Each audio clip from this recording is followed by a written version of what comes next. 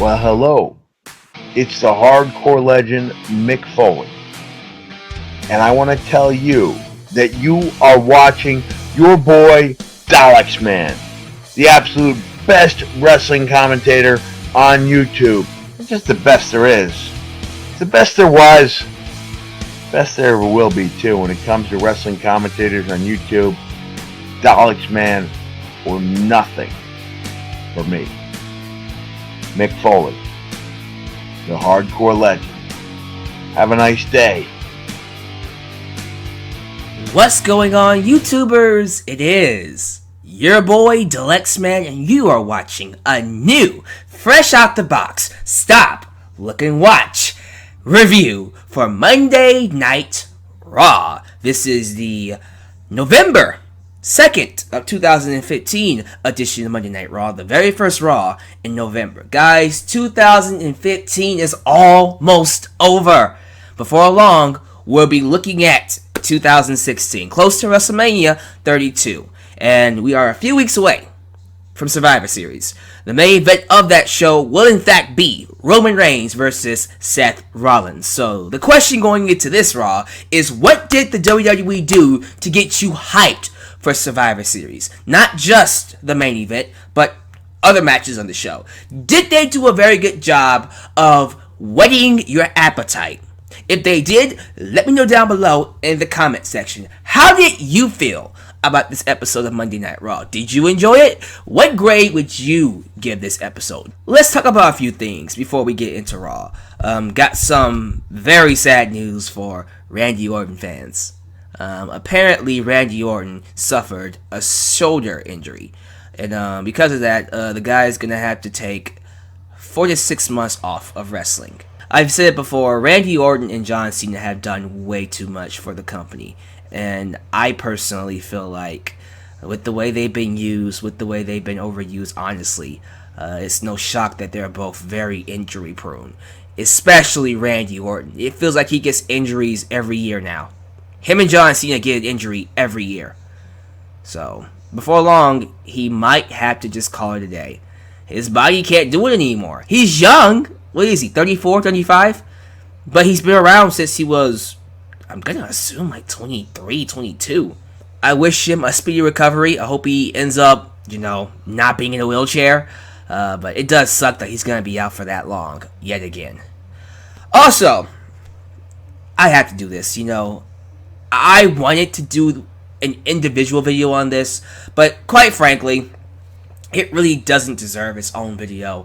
I'm just going to take a few minutes of your time to explain why I feel the banning of the Curb Stomp, even now, was not a good idea, was not the best decision by WWE. It's not going to be a rant. I just feel the actions they've taken and the reasoning behind it really doesn't make any sense. And what I'm going to do is just name you 10 moves that I feel could be just as dangerous or even more dangerous than the Curb Stomp. And when you look at these moves, honestly, you have to think to yourself, if you're going to allow these moves to be on your product, it makes no sense to ban the Curb Stomp. Now, the idea is we don't want the kids to be curb stomping each other. We don't want the kids to be mimicking what they see on TV and doing it in real life. I'm sorry, but I feel the exact same way about the kids mimicking a move like the DDT. Basic move we see in every match, the DDT. You grab someone's head and drop them face first on the ground. I'm sorry, but that move seems a lot more dangerous than the Curb Stomp, which is, taking their head and then pushing it into the ground, which is dangerous. But so is the DDT. And so is the German suplex. I saw at least 2 German suplexes tonight on Raw. And we see a ton of them with Brock Lesnar. We are literally throwing someone backwards. And we're tossing them into the air to land on the back of their neck, back of their head, back of their spine. It's really bad. It can hurt you in multiple ways. And then the GTS, which is CM Punk's finisher, gonna be Hideo Itami's finisher. Get his head, drop him on his knee. John Cena's top rope guillotine leg drop, that top rope famouser, where he's dropping his entire body on the back of someone's head. Come on now. Del Rio's Tree of Woe, or the rope hung double stomp. That is really dangerous. And that's his finisher, or one of his finishers. I just talked about Randy Orton, the RKO. I can remember him dropping freaking Rob Van Dam flat on his face with that thing. The poisoned Hurricane Rana. That's the move Bayley did to Sasha Banks at NXT. Yeah, you don't see that move a lot, but I still see it. And I don't see that being banned at any point in time. The F5. You pick someone up and you hurl them. And they just land however. Okay, I don't want to see any kid be doing that move. And then, of course, you got Seth Rollins' new move, which is supposed to be okay. But the pedigree, I'm sorry. You're grabbing someone by their arm, jumping up with them with no way to protect themselves. And they had to land face first on the mat. That, to me, is worse than the curb stomp. And then, of course, the most dangerous one that I can think of is the tombstone. Taker's tombstone. These 10 moves are regular moves that we see very often.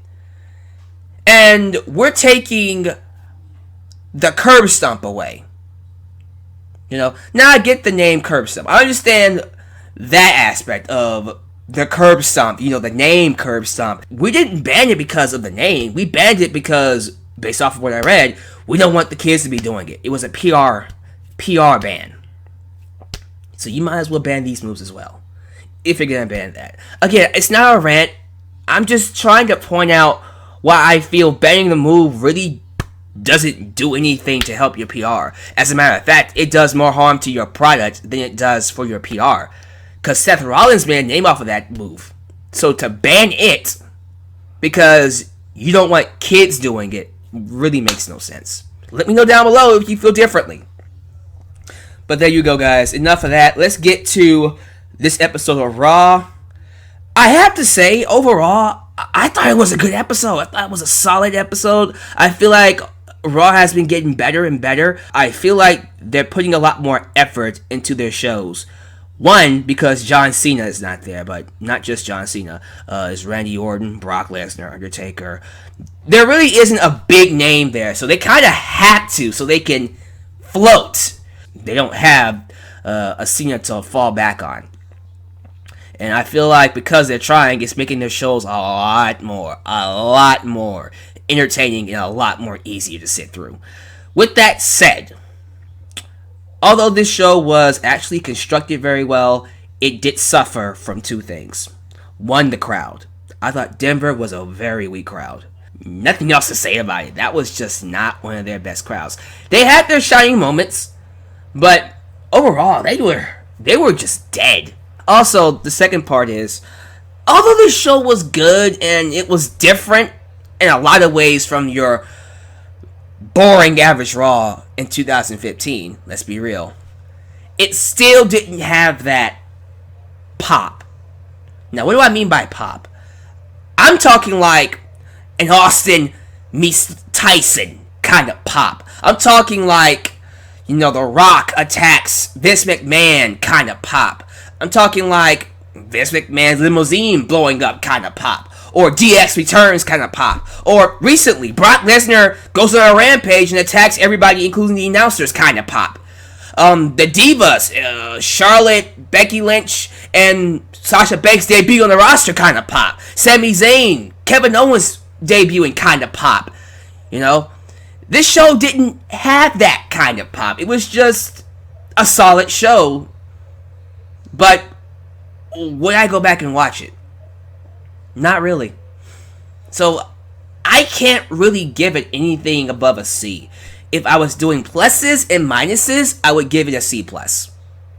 But I don't really believe it was anything worth watching twice. Are there things worth watching twice on the show? Yes, absolutely. But the show overall was, to me, a C+. We got the announcement that the main event was going to be a traditional Survivor Series 5-on-5 match. Team Rollins versus Team Reigns. Then we got Dolph Ziggler versus Kevin Owens. Tyler Breeze goes out there in his VIP section with Summer Rae, who I just kind of feel like is just kind of floundering. She doesn't really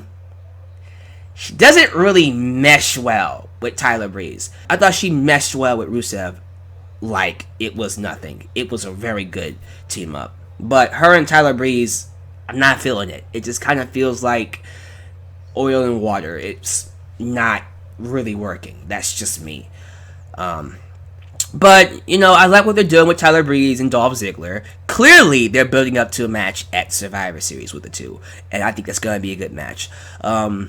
Breeze distracts Ziggler and helps Kevin Owens beat him 1, 2, 3. Your IC champion continues to look strong as a singles competitor. And then it is announced that Kevin Owens will be in the main event with Seth Rollins. So he gets 2 matches in one show. I cannot disagree with that. That is awesome. Cesaro fought The Miz tonight. And let me just say this. Out of everyone on the roster, and again, this is a weak crowd, but out of a few people on the roster tonight, Cesaro is one of the only ones to get a massive pop from Denver. I want to point this out because I almost feel like WWE is missing out on a big opportunity to make some money off of this guy. They don't know what they have in Cesaro. They think they know, but they really, really don't. They need to capitalize on Cesaro now.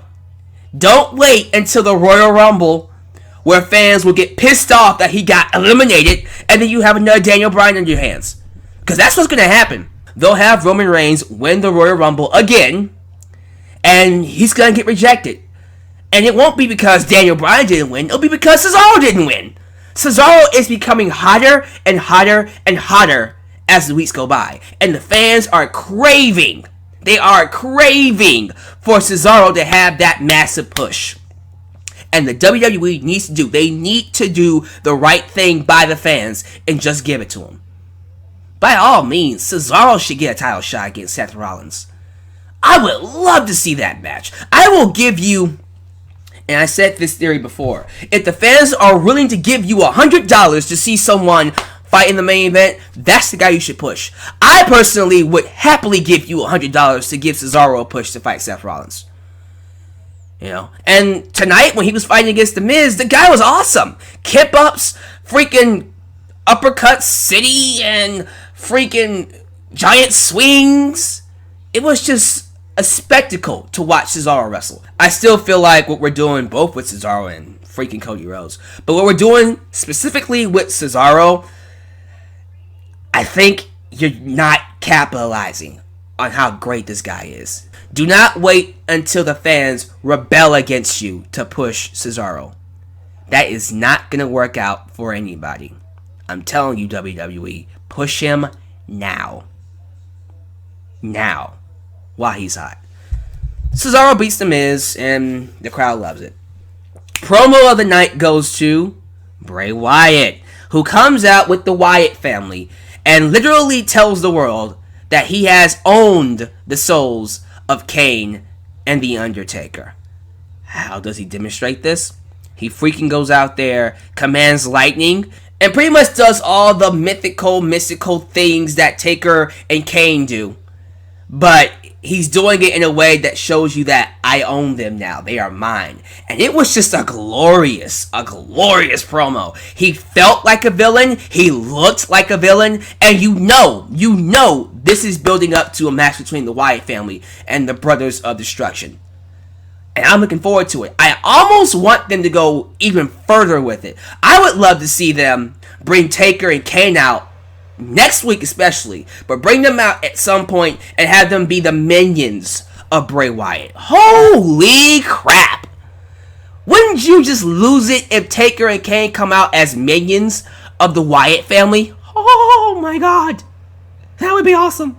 It's so awesome that my voice went up a high pitch. I don't know. But really good promo.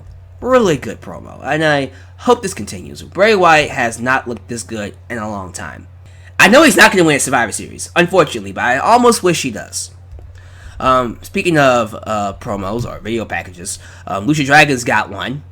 highlighting, their rise to WWE and NXT, and they fought King Barrett and Sheamus, and they won. They got a huge reaction in Denver when they won. So right under Cesaro, we had some people like the Lucha Dragons get a big reaction as well. So it's always good to see new tag teams like the Lucha Dragons, make a name for themselves. And I'm going to assume they are building them up to hopefully soon compete for the tag team championships. I think it's safe to say that a certain returning tag team is going to get that shot before they do. But the Lucha Dragons absolutely deserve a shot. They are very popular. They are very likable. They are very talented. And Lucha Libre all the freaking way, man. I would love to see them go for the tag team championships. Next American champion, Alberto Del Rio, took on R-Truth, and he ate him for lunch. Match went way too long. It should have been 3 minutes, in and out, done. It felt longer than it needed to feel. Apparently, Jack Swagger went backstage to talk to Zeb Coulter and Alberto Del Rio, making, a connection between his relationship and mentioning that, hey, you used to hate Mexicans. What's going on, Zeb Coulter? And Del Rio and Zeb Coulter just walk away. So let's see where that feud goes. That's very interesting. Divas match, Fatal 4-Way, featuring Sasha Banks, Becky Lynch, Brie Bella, and Paige. The winner gets to fight Charlotte at Survivor Series. I think we all knew Paige was going to win. However, I did like what they did with Becky Lynch here. I thought she looked very strong, very dominant in this match. And I liked the promo before. It felt kind of awkward. I don't like how that was set up. They could have done that a lot better. They just had her go out there and talk in an interview. I would just like a backstage segment with Becky Lynch, personally. But not going to complain about it. She got a lot of TV time. She got a chance to showcase herself, to connect with the audience. The match was done very well. I thought all four had a very good performance. Good Divas match overall. Brie Bella kind of exposed something to me today, and her use of the yes kicks. Here's the thing. I don't mind her using the yes kicks. I just think it's weird that she uses it as a heel. You get me? She's perceived as a bad guy, and she's using a good guy move as a bad guy. So, I don't know how I feel about that. That's very freaking weird. Call it the Brie kicks or something like that? Or turn her face. I don't know. I don't mind Brie using the yes kicks. I just don't like that she's using it as a heel. And her husband's a face. You get me? Don't get all caught up in that. I'm just expressing myself here. Good match at the end. Paige beats Becky Lynch and gets her title shot. And then goes on to say, if you cheer Charlotte at Survivor Series, you're a loser. Which I go, really? Is that the best you got, Paige? I'm a loser? Come on, man, you're the anti-diva. Get vicious. Really dig deep and really get insulting. Stand out. Don't be girly. Be Paige. Get vicious. Does anybody get what I'm saying here? I hope so. And then we end the show with the Survivor Series match. First off, God bless the New Day. Xavier Woods came back tonight. Their promo before the match, glorious. Love the New Day. Love the unicorn. I love this. It's weird as hell, but they're making it really cool. Love the trombone. Love their energy. Just love them. I love the New Day. And I love them as heels. I want to point that out. Please don't turn them face. Keep them as the delusional heels as they are. Keep them as the guys who think we all love them, but we really hate them because they're jerks. Keep them as those guys, and I will love them. The moment you turn them face, I'm going to hate them. Keep the New Day heel. Please. Or keep them as they are. And we'll be fine. Main event time, 5-on-5. We got the return of the Usos. My boys, the Usos, came back, and I was happy. I'm glad the Usos came back. They've been gone way too long. And I think now that we have a more versatile tag team division, these two are going to really thrive. And I can't wait, man. I cannot wait to see the Usos fight the Lucha Dragons, the Dudley Boys, the New Day. You know that's coming. That's going to be the Tag Team Championship match of Survivor Series. Usos versus the New Day. You know it's going to come. You know it's coming. But the Wyatt family again, man, it's good to have them back.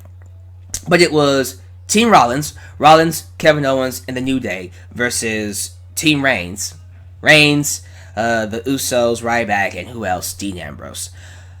Solid match overall. I just kind of feel like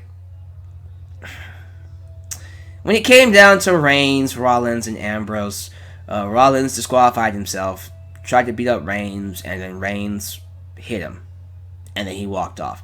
It fell flat. Nothing really came of that main event.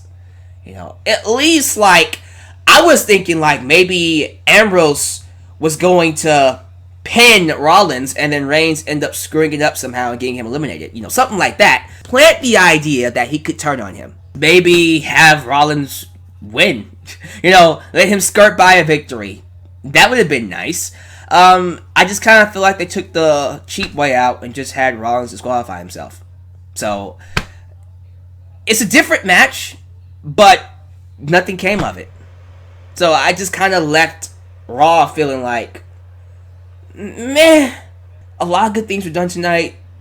It's a lot better than what it used to be. I think the show is improving by small steps.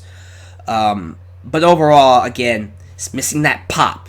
It didn't really give me something to go, oh, I got to tune into Raw next week. Maybe Bray Wyatt's promo? Okay. But overall, the show was just solid. It was a solid show, but I wouldn't watch it again, which is why I'm giving it a C. But give me your thoughts about Raw down below again, and I will happily read it. How'd you feel? What was your favorite segment, guys? But thank you for watching this review. I hope you guys enjoyed it. But this is your boy, Deluxe Man, signing off. I will catch you at my next video. Peace.